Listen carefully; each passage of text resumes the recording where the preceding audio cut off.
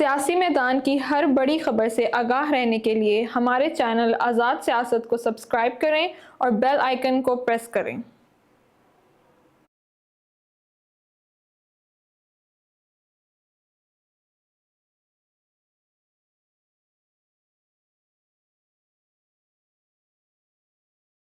अस्सलामुअलैकुम। आज़ाद सोच के साथ मैं हूं सुजैन जहान खान और मेरे साथ स्टूडियो में मौजूद हैं हसनात मलिक साहब। हसनात साहब कैसे हैं आप? जी अल्लाह का शुक्र।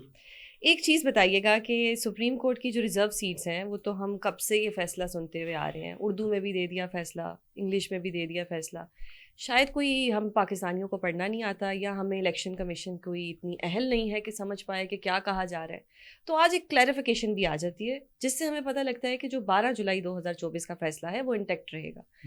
तो अब इस क्लैरिफिकेशन के बाद पहले तो आप बताएं कि इस क्लैरिफिकेशन को आप कैसे देखते हैं, क्योंकि आएगा सबसे पहला ट्वीट आपने ही किया है इसके ऊपर और सबसे पहले वो आपके पास ही क्लैरिफिकेशन आई है। तो पहले हमारे ऑडियंस को या व्यूवर्स को आप बताएं कि ये क्लैरिफिकेशन क्या है और क्या इस पे अमल दरामद होगा या नहीं होगा।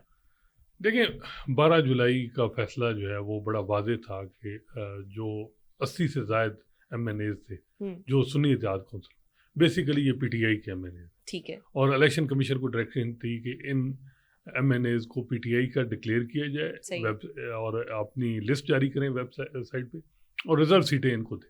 ठीक हो गया। इलेक्शन कमीशन ने कुछ सवालात उठाए। पहले तो ये कहा कि जी जो है वो कन्फर्मेशन के लिए हम PTI का इंट्रा पार्टी इलेक्शन नहीं हुआ तो किससे हम लें।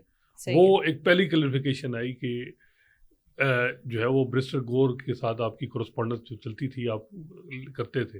दूसरा उन्होंने कहा कि हमने जो ऑर्डर किया उसमें हमने कहा they are entitled to be, यानी वो PTI के कैंडिडेट और वो PTI के MNAs हैं। अब दूसरा आया मामला इलेक्शन कमीशन की तरफ से कि जी एक सिंपल लेजिस्लेशन हुई है, इलेक्शन एक्ट में तरमीम हुई है, और बिलाल कियानी साहब का वो बिल था जो एक्ट बना, वो ये था कि जी जो एक आज़ाद लोग हैं जो इंडिपेंडेंट जीते हैं वो एक पार्टी में चले जाएं तो उस पार्टी से दूसरी पार्टी में नहीं जा सकते। तो उन्होंने तो कहा 41 जो थे उन्होंने कहा कि हम सुन्नी इत्तेहाद कौंसिल, जी वो सुन्नी, तो वो उसके अलावा और भी एक दो शिकायत थी। मेन उनका ये था कि वो 12 जुलाई का जजमेंट का इफेक्ट रोका जाए। ठीक है। तो इलेक्शन कमीशन भी इस पे हालांकि इतला दिए हैं कि अटॉर्नी जनरल ऑफिस ने इनको बड़ा वाजे जो वो अपनी ओपिनियन दी, उसमें कहा कि ये जो सीटें हैं ये PTI की रिजर्व सीटें हैं, ठीक है, और यानी इनको PTI को ही देना है आपको। तो इलेक्शन एक्ट की में जो तरमीम है वो जजमेंट को इफेक्ट नहीं कर सकती, क्योंकि बल्कि इतलात ये थी कि अटॉर्नी जनरल ऑफिस से ओपिनियन उनको दी गई कि शॉर्ट ऑर्डर तक अगर आप इलेक्शन एक्ट कर दें, ये इलेक्शन एक्ट में तरमीम करेंगे तो इससे आप जजमेंट की इम्प्लीमेंटेशन डिले तो कर सकते हैं, लेकिन जब डिटेल रीज़न आएंगे और डिटेल रीज़न में ये वाज़ेह होगा कि उन्होंने मुख्तलिफ आर्टिकल्स जो आइन के हैं उनकी इंटरप्रिटेशन की है, तो फिर इसका कोई फ़ायदा नहीं होगा। ठीक है। फिर यही हुआ जब जजमेंट आया तो जजमेंट में आपने देखा होगा कि उसमें तो आइन के आर्टिकल की इंटरप्रिटेशन, ठीक है, आर्टिकल 17(2) है, आर्टिकल 19 है, 51 है, तो वो उसके बाद अब इलेक्शन कमीशन ने क्लैरिफिकेशन की जी हमें दें, एप्लीकेशन दी कि जी ये जो इलेक्शन एक्ट में तरमीम हुई उसके बाद हम क्या ये जो आपकी जजमेंट पे अमल दरामद कर सकते हैं या नहीं, उस पे आ जाया है कि हमारी जो जजमेंट है वो बड़ा वाज़ेह उन्होंने कहा कि वो आइन के मुख्तलिफ आर्टिकल की इंटरप्रिटेशन थी, सही है, और ये जो सिंपल लेजिस्लेशन है ये हमारी जजमेंट को इफेक्ट नहीं कर सकती। हमारा जजमेंट बाइंडिंग है, आर्टिकल 189 के तहत जो है ये बाइंडिंग है और इस पर आपको अमल दरामद करना होगा। तो अब क्लैरिफिकेशन आ गई है जिसमें यह है कि इलेक्शन एक्ट में तरमीम से आप 12 जुलाई के फैसले का असर ख़त्म नहीं कर सकते। ठीक है। नून लीग की तरफ से एक इल्ज़ाम है कि जो 12 जुलाई का फैसला है इसमें जो आइन है, जो कॉन्स्टिट्यूशन है उसको एक तरह से रीराइट कर दिया गया है, एक इल्ज़ाम वो लगाते हैं, जिस पे जो इलेक्शन एक्ट है, इलेक्शन कमीशन ऑफ पाकिस्तान है, वो भी किसी न किसी हद तक उनको सपोर्ट करती है। लेकिन आज का जो एक क्लैरिफिकेशन आती है उसके बाद अब क्या स्टांस होगा, क्या एक जो इल्ज़ाम है वो उस इल्ज़ाम को लेके कोई एहतजाज होगा, क्या होगा, क्योंकि ये फैसला मानना है या नहीं मानना, ये अभी भी एक क्लैरिफिकेशन तो आ गई है लेकिन हमें कुछ पता नहीं लगता, पाकिस्तान में कभी भी कुछ भी हो जाता है। तो क्या अब रिजर्व सीट्स जो हैं वो PTI को मिलेंगी या नहीं मिलेंगी? देखें रिजर्व सीटें फिलहाल PTI को ना भी मिले ना, हुकूमत का मसला हल नहीं होता। ठीक है। मसला अगर स्टेटस को बहाल रहता है तो वो हुकूमत के लिए फ़ायदा मंद नहीं है। PTI मेरा ख्याल है अभी डिमांड भी नहीं कर रही कि हमें दे, मसला ये आ रहा है कि इन्होंने हुकूमत ने 224 नंबर पूरे करने हैं, ठीक है, नेशनल असम्बली में। ठीक हो गया। 224 नंबर आपने उसके लिए बज़ाहिर ये लग रहा है कि नंबर की शार्टेज है और इनको इलेक्शन कमीशन की से कुछ रिजर्व सीटें चाहिए होंगी ताकि नंबर पूरे हों। ठीक है। अब वो चीज़ जो है वो मेरा ख्याल है कि स्टेटस को ही रहेगा। ठीक है। अब उसके बाद आप नहीं जा सकते कि स्टेटस को आप ख़त्म नहीं कर सकते। ठीक हो गया। अच्छा, अब दूसरा एक जो कॉन्स्टिट्यूशनल अमेंडमेंट जो हम एक सुन रहे हैं, रात को एक ड्राफ्ट भी आया जिससे एक चीज़ नज़र आई कि वो जो एक कॉन्स्टिट्यूशनल कोड बनना था, क्योंकि हसन अयूब मौजूद नहीं है वरना मैं उनको कन्फ्रंट करती, क्योंकि वो तो कह रहे थे कि बनेगा बनेगा। तो कल क्योंकि वो या मंडे को हमारे साथ होंगे तो हम उनसे पूछेंगे कि अब नज़र नहीं आ रहा कि कॉन्स्टिट्यूशनल कोड बनेगा। हाँ, एक कॉन्स्टिट्यूशनल बेंच या एक डिवीज़न जो है वो कुछ बनती हुई नज़र आ रही है। इसको आप किस तरह से देखते हैं कि क्या ये होगी, नहीं होगी? क्या जो चीफ जस्टिस हैं हमारे वो मंसूर अली शाह साहब बनेंगे, और अगर बन गए तो क्या उनके पास इख्तियारात होंगे या नहीं होंगे? देखें, अगर जस्टिस मंसूर अली शाह का हुकूमत नोटिफिकेशन कर देती और ये अमेंडमेंट आ जाती तो इतना ज़्यादा इस पे अपोजिशन ना आती। ठीक है कि मामला लोग आते कि जी चीफ जस्टिस का नोटिफिकेशन हो गया, ठीक है आपने अमेंडमेंट। यहाँ हुकूमत दो काम कर रही है, एक तो सुप्रीम कोर्ट के अंदर तकसीम, एक कॉन्स्टिट्यूशनल बेंच के नाम पे। ठीक है। अब कॉन्स्टिट्यूशनल बेंच जो बन रहा है, अमूमन ये था कि जी ये सीनियर मोस्ट 5 का होगा या हर प्रोविंस के सीनियर मोस्ट होगा, या ये इख्तियार अल्दिया के अंदर होगा। अब ये इख्तियार दे दिया गया जुडिशल कमीशन को कि वो time to time constitutional division यानी कॉन्स्टिट्यूशनल बेंच बनाएगी। ठीक है। अब वो जो जुडिशल कमीशन में कौन है, 4 लॉ मेकर हैं, उसमें अपोजिशन के भी होंगे और हुकूमत के भी होंगे। ठीक है। अटॉर्नी जनरल हैं, लॉ मिनिस्टर हैं और 5 सुप्रीम कोर्ट के जजेस हैं। ठीक है। अब मुझे और एक रिटायर्ड जज है। ठीक है। अब देखें ये जो इंटरनल सुप्रीम कोर्ट के मामला हैं एडमिनिस्ट्रेटिव कि बेंच में कौन कौन से जज बैठे हैं या क्या, या तो असूल आप एक तहत, अब क्या टाइम टू टाइम जब ये इजलास होगा कि फलां जज को बिठा दें, फलां बिठा दें, तो मर्जी के फैसले आएंगे। नहीं, उसमें ये होगा कि पोलराइजेशन मजीद बढ़ेगी। बिल्कुल बढ़ेगी। 13 कुल मेंबर हैं, 13 में से क्या अब हम फिर बाहर बैठे होंगे कि जी आज फलां केस का के लिए बेंच बनना है, मर्जी का बेंच बनना नहीं, 7-6 से जी ये बेंच बन गया, 5-7 से ये बेंच बन गया, ये क्या तस हो जाएगा? फैसला तो वही हो जाएगा जब हुकूमती लोग चाहेंगे कि ये बेंच हो और दूसरे चाहेंगे ये बेंच हो। सही। तो मेरा ख्याल है कि ये मुनासिब नहीं है। हाँ, ये है कि जैसे मंसूर अली शाह का अगर ये नोटिफिकेशन कर दें और हुकूमत ये कर दे कि सीनियर मोस्ट 5 का 7 का हो, प्रोविंस कोई और तरीका हो, ये जो जुडिशल कमीशन को इख्तियार देना ये मेरा ख्याल है मुनासिब नहीं है। ठीक है। वो हसन अयूब का एक लफ्ज़ है ना, मासी वेड़ा बना दिया, तो ये शायद मासी वेड़ा ही बन जाएगा।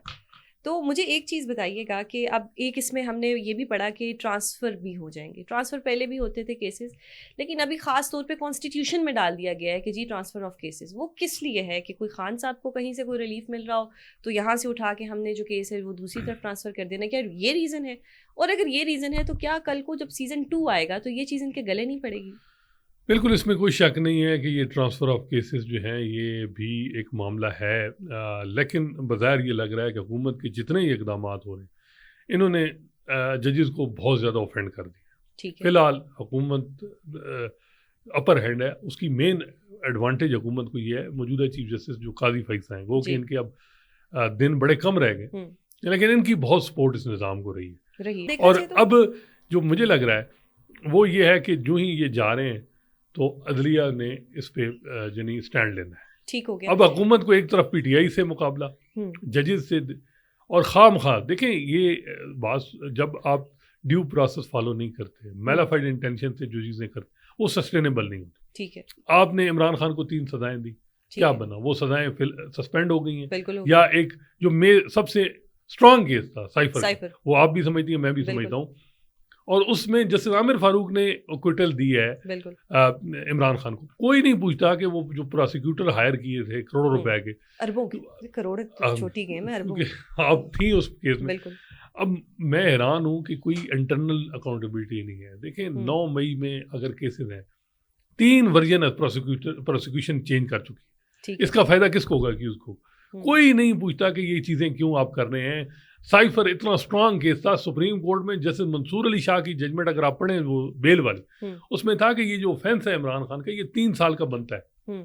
इन्होंने बजाय इसके कि केस वो बनाना था जितना ऑफेंस था, इन्होंने 10 साल की गालिबन 12 साल की सजा ज़्यादा ही बना दिया। और आप क्रिमिनल केसेस करती हैं जब इस तरह की चीज़ आएगी तो पूरा उसका फ़ायदा कि उसको मिलता है। बिल्कुल। और अब यही हुआ है कि ऐसा केस इतनी जल्दी एक्विटल हो गई इमरान खान की साइफर में, और ये किसका सेटबैक, कोई नहीं इससे पूछा। अब भी यही हो रहा है कि प्लानिंग जो थी वो स्ट्रांग नहीं थी, या कोई प्लानिंग जो इनकी गेम थी वो इनको गेम बनानी नहीं आई। वही मैं कह रहा हूँ कि जो अगर ये जितना केस बनता था वो उसकी हद तक रहते, उस हद तक रहते, इंडाइटमेंट वो होती, तो फिर मेरा ख्याल है कि नहीं तो वो कसर पूरी कर ली ना तोशाखाना 2 में।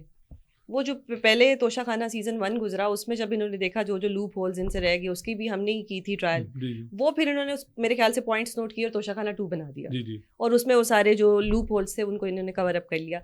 अब आप क्या देखते हैं कि ये जो मौलाना साहिब का इस वक्त रोल है, थोड़ी सी मुझे कन्फ्यूजन होती है। आई डू रिस्पेक्ट हिम कि एक दफ़ा वो मिलते हैं मोहतरम बिलावल साहिब से, अगले ही दिन वो एक अशाइये पे जाते हैं मोहतरम नवाज शरीफ साहिब के घर, फिर नेक्स्ट टाइम हम उनको देखते हैं मोहतरम गौहर साहब के साथ, फिर उसी रात एक देर रात एक उनकी एक प्रेस कॉन्फ्रेंस आ जाती है जो हमारी गवर्नमेंट है उसके साथ। ये क्या हो रहा है? मौलाना साहिब इस वक्त अपनी वैल्यू जता रहे हैं, नज़र आ रहे हैं, लेकिन मौलाना साहिब असल में किसकी साइड पे हैं और ये हमें कितने दिनों में पता लग जाएगा? बिकॉज क्यूरियोसिटी एवरी डे बढ़ती जा रही है। देखें, मौलाना साहब सियासत कर रहे हैं और सियासतदान को सियासत ही करनी चाहिए, ठीक है। और मेरा ख्याल है पीटीआई को भी सबक सीखना चाहिए मौलाना फजल रहमान से कि वक्त का इंतज़ार, टाइमिंग और वक्त के बगैर अगर आप कोई मूव करेंगे तो आपको यही नुकसान होते हैं। अब मौलाना साहब जो मुझे लग रहा है कि वो उन पर दबाव है, इसमें कोई शक नहीं है, उनके MNAs सेंटर्स पे भी दबाव है वोट देने के वजह से, और कुछ इतलात हैं, कल उन्होंने खुद कहा कि जी हमारे कुछ सेनेटर्स, कुछ लॉ मेकर्स को जो है वो उठाया गया, इस तरह की बातें। उनको यह है कि हमने कुछ टाइम गेन करना है, इसको आगे लेके जाना है चीज़ों को, और वो काफ़ी हद तक सक्सेसफुल है। उन्होंने पहले कहा कि जब रात को अतवार वाले दिन बाज़ार ये लग रहा था कि मौलाना फजल रहमान अगर मान गए तो आईनी तरमीम जिसका ड्राफ्ट उस वक्त लॉ मिनिस्टर ने कहा था कि मुझे पहुँच गए तो वो हो जाती, लेकिन नहीं हुआ। फिर मौलाना फजल रहमान साहब ने जब ये कहा कि जी मामला तय हो गए हैं तो उन्होंने एक प्रेस कॉन्फ्रेंस की कि SCO की कॉन्फ्रेंस के बाद करें। अब SCO की कॉन्फ्रेंस के बाद भी हम देख रहे हैं कि मौलाना साहब जो है वो मिल भी रहे हैं, लेकिन इसको कर रहे हैं, आगे लेके जा रहे हैं, और वो यही कह रहे हैं कि कंसेंसस बने। मेरा ख्याल है कि ये सब के लिए बेहतर है कि अगर आपने जुडिशल रिफॉर्म लानी है तो जुडिशल रिफॉर्म के लिए इतना बड़ा ये जो पैकेज ला रहे हैं तो उसके लिए आप कंसेंसस पे इवॉल्व करें ना, जल्दी क्या है इसको। तो PTI अब ऑन बोर्ड होगी? मेरा ख्याल है कि PTI उस हद तक नहीं होगी, क्योंकि PTI का मसला असूली ये है कि जी अगर हम इस असम्बली से कोई आईनी तरमीम को सपोर्ट करेंगे तो हम इसकी लेजिटिमेसी दे रहे हैं, ये एक राय है PTI। लेकिन PTI मेरा ख्याल है कि मौलाना फजल रहमान साहब की इस बात पे है कि जी वो ममनून भी है कि फेडरल कॉन्स्टिट्यूशन कोर्ट नहीं बन रही, उसमें जिसमें रिटायर्ड जज भी आ सकते थे, जजेस की तादाद 68 साल हो सकती, जो सबसे इम्पोर्टेंट है जिस पे PTI मेरा ख्याल है 25 को यौम निजात भी मनाएगी, वो काजी फैज़ साहब की रिटायरमेंट। सही हो गया। और वे दोनों चीज़ें जो आज तक स्टैंप लग चुकी है कि काजी फैज़ साहब जो हैं वो दोबारा मुसल्लत नहीं होंगे किसी भी कोर्ट के ज़रिए। देखें, वो मौलाना साहब से हट के अगर करने हैं, आपने लोग तोड़ने हैं, 63A में काजी साहब ने जो फैसला दिया जिसको बहुत से लोग सहूलतकारी कह रहे हैं कि आप डिफेक्शन करा के आप करें, मैं उसको लोटाग्रेसी को वो करने, या ये जो दूसरी मूव थी इलेक्शन कमीशन, ये जो इलेक्शन कमीशन का ये जो अभी रिजर्व सीटों से उनको क्लैरिफिकेशन जारी हुई, ये है कि इससे मौलाना साहब की पोजीशन बेहतर हुई है, ठीक है, और काजी साहब के चांसेस मजीद कम हो गए होंगे, क्योंकि अब मौलाना साहब तो पोजीशन ले बैठे हैं कि काजी साहब नहीं होंगे, ठीक है। तो ये एक है बात हुकूमत के अंदर जी कि फिर ये सारा कुछ निज़ाम अगर आप देखें ना, ये हुकूमत का प्लान कहते हैं कि PDM गवर्नमेंट का बंदियाल साहब के दौर में आया था कि अदलिया को कैसे कंट्रोल कर। फिर जब ये मौजूदा हुकूमत आई, चाहे फॉर्म 47 से आई, सबसे पहला काम क्या हुआ कि जी एक कमेटी बनी कि जी ये कमेटी जो है ये जुडिशल रिफॉर्म पे सजेशन दे। सही है। और 2 महीने बाद ये हुआ कि जी है चीफ जस्टिस का टेन्योर 3 साल किया जा रहा है। जब थोड़ा सा मामला आगे हुआ तो कहा गया कि जी नहीं, अब हर जज की एज 3-3 साल बढ़ा रहे हैं। अब दूसरी तरफ जजेस को भी समझ आ गई और बिल्कुल वो ठीक जा रहे थे। उन्होंने था कि ये प्लान क्या है, उन्होंने मखसूस नशिस्तों में फैसला दे दिया 12 जुलाई को ये PTI को मिलती हैं, हुकूमत 2/3 से लूज़ कर गई। काजी साहब काफ़ी ज़्यादा फ्रस्ट्रेट हुए, उन्होंने कोशिशें की कि पहले तो रिव्यू लगाया जाए। रिव्यू में जब उन्होंने देखा कि ये जज नहीं टूटे, उन्होंने 63A का फैसला दे दिया। पहले आर्डिनेंस से अपने आप को मजबूत किया, फिर मौजूदा हुकूमत को मजबूत किया। उन्होंने मुनीब साहब हैं नहीं, और उसके बाद फिर कहा गया जी federal constitution court. Federal constitution court और काई साहब ये दोनों लाजम मलजूम है। ठीक है। जब मौलाना साहब अड़े तो अब कॉन्स्टिट्यूशन बेंच। तो बेसिक जो डिज़ायर है और ख़ासकर नून लीग की, वो तो ये है कि मौलाना काजी फैसल साहब जो हैं वो इस निज़ाम की जो गारंटी है वो रहे। तो ये एक बड़ी शदीद ख्वाहिश है, चाहे क्रेडिबिलिटी रह गई अभी तक तो ये लग रहा है कि वो नहीं हो पा रही। अब तो खुद काई साहब ने कल ऐलान कर दिया, इशारा भी बल्कि किया कि जी वो हामिद खान साहब को कहा कि आपका एक केस है, वो फिर मेरे बाद हमारे बात सही है। ठीक हो गया। हसन साहब बहुत शुक्रिया आपके वक्त का। देखते हैं, ये मैं बार बार कहती हूँ कि ऊँट अब किस करवट बैठेगा और पता लगेगा। अगर आपको हमारा चैनल पसंद आए तो उसको लाइक और सब्सक्राइब ज़रूर कीजिएगा। अल्लाह हाफ़िज़।